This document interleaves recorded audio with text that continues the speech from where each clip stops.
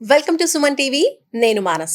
Surgery అయిందంటే, లేదంటే ఏదైనా ఆపరేషన్ జరిగిందంటే, ఆ తర్వాత పరిస్థితులు చాలా జాగ్రత్తగా ఉండాల్సుంటుంది. పోస్ట్ సర్జరీ తర్వాత డైట్ అనేది చాలా చాలా ముఖ్యం. కాబట్టి పోస్ట్ సర్జరీ తర్వాత అసలు ఎలాంటి డైట్ తీసుకోవాలి? ఎలాంటి డైట్‌తో ఫస్ట్ ఆఫ్ ఆల్ ఫుడ్ అనేది స్టార్ట్ చేయాలి? ఇలాంటి విషయాలన్నీ కూడా మనం మాట్లాడదాం. మనతో పాటు ఉన్నారు డాక్టర్ మౌనిక పెద్దపాటి గారు, consultant, clinical dietitian and nutritionist. వారితో మాట్లాడదాం. డాక్టర్ గారు నమస్తే అండి. నమస్తే అండి.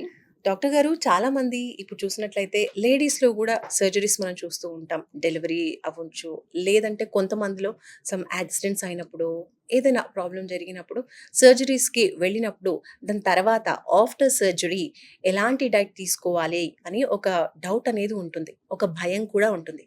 కాబట్టి ఆఫ్టర్ సర్జరీ డైట్ అనేది ఎలా స్టార్ట్ చేయాలి? ఏ డైట్‌తో స్టార్ట్ చేయాలి? సో, చాలామంది పేషెంట్స్ హాస్పిటల్‌లో అడ్మిట్ అయ్యి డిఫరెంట్ సర్జరీస్ లైక్ ఆర్థోపెడిక్స్ కానీ, జనరల్ సర్జరీస్ కానీ జరిగి రికవర్ అయ్యి ఇంటికి వెళ్తూ ఉంటారు. సో, ఈ రికవరీ పీరియడ్‌లో డైట్ అనేది చాలా ఇంపార్టెంట్ రోల్ ప్లే చేస్తది. ఇనీషియల్‌గా సర్జరీ జరిగిన 24 అవర్స్ నుంచి 48 అవర్స్ వరకు పేషెంట్‌కి అనెస్థీషియా మెడిసిన్ ఎఫెక్ట్ ఉండడం వల్ల మనం క్లియర్ లిక్విడ్ డైట్‌తో స్టార్ట్ చేసుకుంటే బెటర్. సో, స్లోగా పేషెంట్‌ని సాఫ్ట్ డైట్ నుంచి నార్మల్ డైట్‌కి తీసుకురావచ్చు 1 ఆర్ 2 డేస్ తర్వాత. ఓకే. ఇప్పుడు నార్మల్ డైట్‌కి ఇప్పుడు ఆఫ్టర్ 2 డేస్ మారినప్పుడు వాళ్ళు ప్రోటీన్ రిచ్ ఫుడ్ తీసుకోవాలి అంటూ ఉంటారు కాబట్టి, ఆ ప్రోటీన్‌ని ఎలా ఇంక్లూడ్ చేసుకోవాలి? First of all protein food importance గురించి చెప్పండి. సో, సర్జరీ జరిగిన తర్వాత పేషెంట్ డైట్‌లో ప్రోటీన్ అనేది చాలా ఇంపార్టెంట్ రోల్ ప్లే చేస్తది. యూజువల్‌గా అయితే మనం మామూలుగా బరువు తగ్గితే కనుక దాన్ని వెయిట్ లాస్ అంటాం. హ్మ్. అదే పేషెంట్ హాస్పిటల్‌లో అడ్మిట్ అయ్యి డిఫరెంట్ సర్జరీస్ కానీ లేదా సమ్ అదర్ మెడికల్ కండిషన్స్ వల్ల వెయిట్ లాస్ అయితే కనుక దాన్ని మజిల్ ప్రోటీన్ లాస్ అంటాం. ఈ మజిల్ ప్రోటీన్ రీగెయిన్ అవ్వడానికి కానీ, వూండ్ హీలింగ్‌కి కానీ ప్రోటీన్ అనేది చాలా ఇంపార్టెంట్ రోల్ ప్లే చేస్తుంది. సో, డైట్‌లో ప్రోటీన్ మనం ఎలా ఇంక్లూడ్ చేసుకోవాలి అంటే గనక, మీరు కనుక నాన్ వెజ్ తీసుకుంటే, నాన్ వెజిటేరియన్స్‌కి బాయిల్డ్ ఎగ్స్ కానీ, చికెన్ కానీ, ఫిష్ కానీ తీసుకోవడం వల్ల మంచి ప్రోటీన్ లభిస్తది. అలాగే బోన్ సూప్ లాంటివి యాడ్ చేసుకోవడం వల్ల కొల్లాజెన్‌తో పాటు అదర్ ఇంపార్టెంట్ న్యూట్రియంట్స్ కూడా యాడ్ అయ్యి మనకి ఆ సర్జరీ జరిగిన ప్లేస్‌లో వూండ్ హీలింగ్‌కి చాలా హెల్ప్‌ఫుల్ అవుతది. మీరు కనుక వెజిటేరియన్స్ అయితే కనుక మిల్క్ అండ్ మిల్క్ ప్రొడక్ట్స్ నుంచి మంచి అమౌంట్ ఆఫ్ ప్రోటీన్ లభిస్తది. అలాగే నట్స్ కానీ, దాల్స్ కానీ, సోయా, పన్నీర్, రాజ్మా లాంటివి తీసుకోవడం వల్ల కూడా వెజిటేరియన్స్‌కి మంచి ప్రోటీన్ లభిస్తుంది. ఇప్పుడు సర్జరీ తర్వాత అసలు ఎలాంటి ఫుడ్ తీసుకోవచ్చు? కొంతమంది అంటుంటారు పప్పు తినకూడదు, పెరుగు తినకూడదు అని చెప్తుంటారు. ఇలాంటివన్నీ నిజమే అంటారా? యూజువల్‌గా అయితే దాల్ కానీ, కర్డ్ కానీ డెఫినెట్‌లీ డైట్‌లో ఇంక్లూడ్ చేసుకోవాలి. ఎస్పెషల్లీ వెజిటేరియన్స్‌కైతే అది మెయిన్ ఇంపార్టెంట్ ప్రోటీన్ సోర్స్ అవుతుంది. అది డెఫినెట్‌లీ మీ డైట్‌లో ఇంక్లూడ్ చేసుకోండి. ఎలాంటి ప్రాబ్లమ్స్ ఉండవు. ఒక సర్జరీ తర్వాత పేషెంట్ రికవర్ అవ్వాలి అనంటే డైట్ ఎలాంటి పాత్ర పోషిస్తుంది? అది చాలా ఇంపార్టెంట్ రోల్ ప్లే చేస్తది. ఫర్ ఎగ్జాంపుల్ సర్జరీ జరిగిన తర్వాత కొంతమంది పేషెంట్స్‌లో కాన్‌స్టిపేషన్ లాంటి ఇష్యూస్ కూడా మనం చూస్తూ ఉంటాం. హ్మ్. లైక్ లో మూవ్‌మెంట్స్, కదలిక తక్కువగా ఉండడం వల్ల కాన్‌స్టిపేషన్ ప్రాబ్లమ్స్ కూడా వస్తూ ఉంటాయి.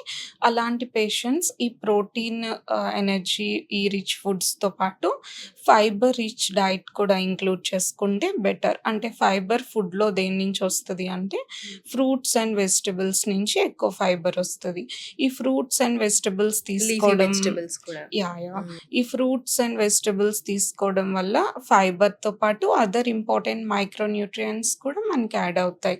లైక్ ఫర్ ఎగ్జాంపుల్ గోవా కానీ, బెర్రీస్ కానీ తీసుకోవడం వల్ల వైటమిన్ సి లాంటి other important micro nutrients and అలానే గ్రీన్ లీఫీ వెజిటబుల్స్ తీసుకోవడం వల్ల ఐరన్ లాంటి అదర్ ఇంపార్టెంట్ న్యూట్రియంట్స్ కూడా ఫైబర్‌తో పాటు మనకి యాడ్ అవుతాయి. ఇప్పుడు ప్రోటీన్ ఫుడ్ మీరిందాక చెప్పారు. చికెన్, అలాగే మటన్ సూప్ ఇలాంటి వాటిలో ఉంటాయి ఎక్కువగా అని చెప్పి. మరి వెజిటేరియన్స్‌కి మంచి ప్రోటీన్ సోర్స్ ఏంటంటారు? వెజిటేరియన్స్‌కైతే మిల్క్ అండ్ మిల్క్ ప్రొడక్ట్స్ తీసుకోవడం వల్ల కాల్షియంతో పాటు ప్రోటీన్ లాంటి న్యూట్రియంట్స్ కూడా యాడ్ అవుతాయి.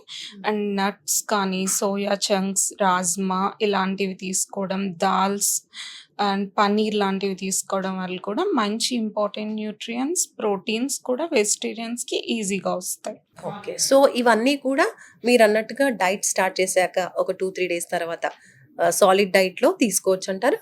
మనం డైట్ స్టార్ట్ చేసిన తర్వాత ఎప్పుడైతే పేషెంట్‌కి 1 ఆర్ 2 డేస్ తర్వాత నార్మల్ ఫుడ్ స్టార్ట్ చేస్తామో, ఇలాంటి డైట్ పైన మంచి protein, calorie and fibre rich diet పైన కాన్సంట్రేట్ చేస్తే పేషెంట్ ఈజీగా రికవర్ అవ్వచ్చు. కొంతమందిలో సర్జరీస్ కొంచెం పెద్ద సర్జరీ జరిగినప్పుడు, లేదంటే పేషెంట్ కండిషన్ కొంచెం చాలా పూర్‌గా ఉన్నప్పుడు వాళ్ళు కోలుకోవడానికి ఎక్కువ టైం పడుతూ ఉంటుంది కదండీ! అలాంటి పీపుల్ వీక్‌నెస్ తగ్గడానికి ఇప్పుడు ఈ డైట్ అంతా ఫాలో అయితున్నప్పటికీ కూడా వీక్‌నెస్ కంటిన్యూ అయితే గనక ఇంకా ఎలాంటి ఫుడ్‌ని డైట్‌లో చేర్చుకోవచ్చు? ఈ డైట్ అంతా తీసుకున్నప్పటికీ ఇంకా పేషెంట్ వీక్‌గా, టయర్డ్‌గా, డిపెండెంట్‌గా అంటే చాలామంది పేషెంట్ కొన్ని కండిషన్స్ వల్ల వాళ్ళ పనులు వాళ్ళు చేసుకోలేకుండా ఉంటారు.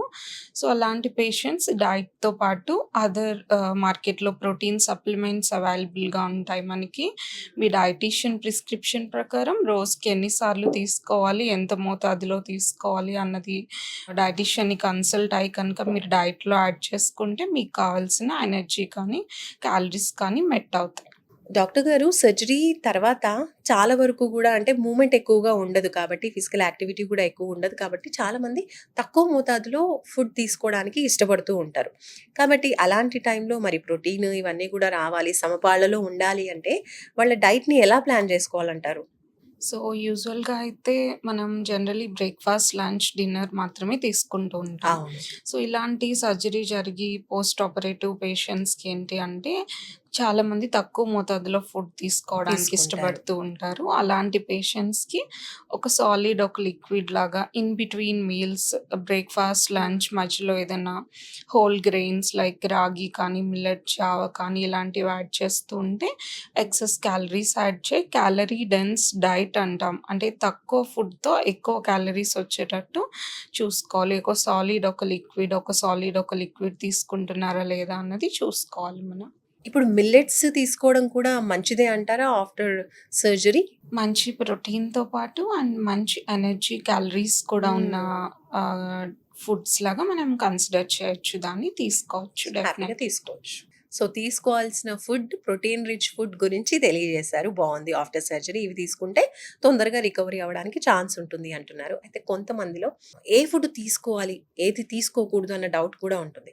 సో, ఇప్పుడు తీసుకోకూడని ఫుడ్ అంటూ ఏమైనా ఉంటుందంటారా? డెఫినెట్‌లీ సర్జరీ జరిగిన తర్వాత కొన్ని ఫుడ్స్ తీసుకోకుండా ఉండడం బెటర్.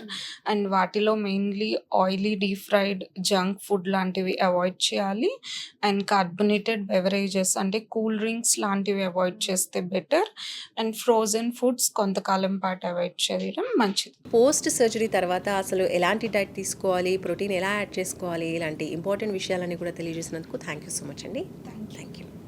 సో, చూస్తున్నారు కదండీ! ఏదైనా సర్జరీ జరిగినప్పుడు, ఆ సర్జరీ తర్వాత ఎలాంటి డైట్ తీసుకోవాలి, ఎలాంటి డైట్ తీసుకుంటే తొందరగా రికవర్ అవుతారు, అలాగే డైట్‌లో కూడా ప్రోటీన్ సోర్సెస్ ఎలా మనం ఫిల్ చేసుకోవాలి, టైమ్లీగా ఎలా డైట్‌ని ప్లాన్ చేసుకోవాలి అనే విషయాలు మనకి డాక్టర్ మౌనిక గారు తెలియజేశారు.